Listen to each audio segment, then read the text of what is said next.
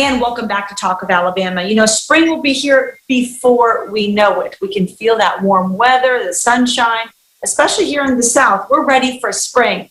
But when you think about spring cleaning, have you thought about spring cleaning with your finances? Well, we've got a local author joining us this morning, Steve Siebold. Interesting. You've written a book, Steve, and it's talking and really teaching people about finances, right? Exactly. Teaching them the things we never learned in school, whether in high school, college, university. These are the basics of personal finance that every citizen needs to know. Why do you think spring cleaning our finances is so important? Well, I think it's a really good time to look at all the wasteful spending that most of us do, whether we're buying things on Amazon too late at night or we have subscriptions to newspapers and magazines that we never read. It's amazing how many bills, when you really start scouring your accounts, it's amazing how much wasteful spending most of us have. Yeah, that's right. Or, I mean, I'll do things where I'll buy something for my kids and then I'm like, oh, they already have one of those, but I had stuck it away or put it away and forgot they had it.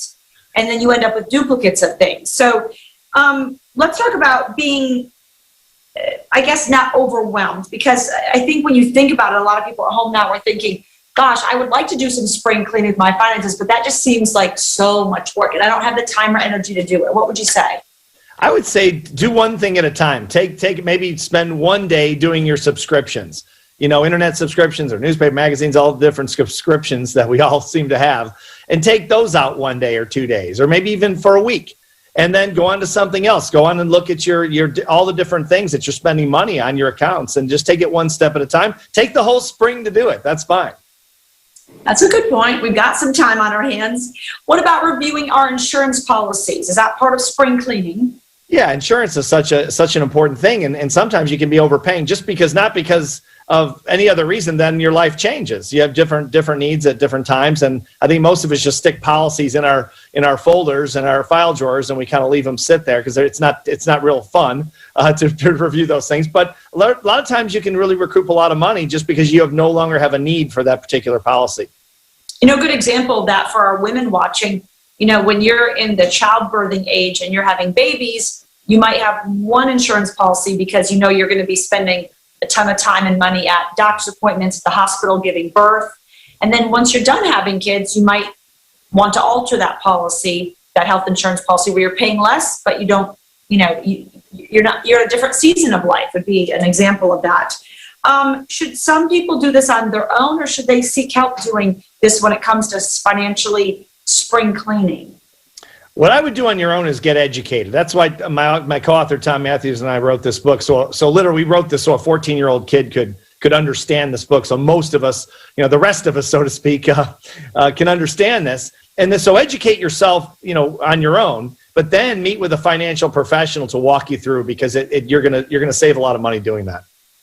And what about goals? If some people at home now, a lot of people didn't travel last year, and so they had money that they poured into maybe home improvement or other things, and now they're thinking, okay, we want to travel, we want to get to a beach or on an airplane somewhere, anywhere but the same four walls we're looking at now.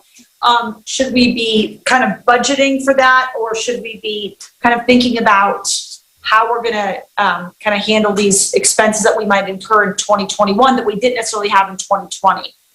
I would take the savings that you have on all the spring cleaning. When you say, okay, I've canceled this, I'm not going to pay for this anymore. Take all that savings and then go on a trip. But don't just pay for the trip out of pocket. We're still in pretty uncertain times financially with COVID and other things going on. So I'd be careful right now. A little conservative.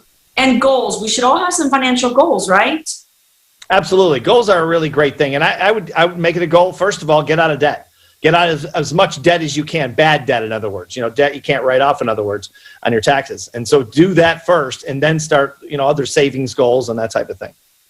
Okay. If people want to learn more about the book, remind everybody the name of it and where they can get it. It's called How Money Works. Stop Being a Sucker. It's at Amazon.com or HowMoneyWorks.com. Okay. Thank you so much for joining us this morning. Thanks, Nicole. Of course, we've got to take a quick commercial break, but more Talk of Alabama just around the corner. Keep it right here on ABC 3340.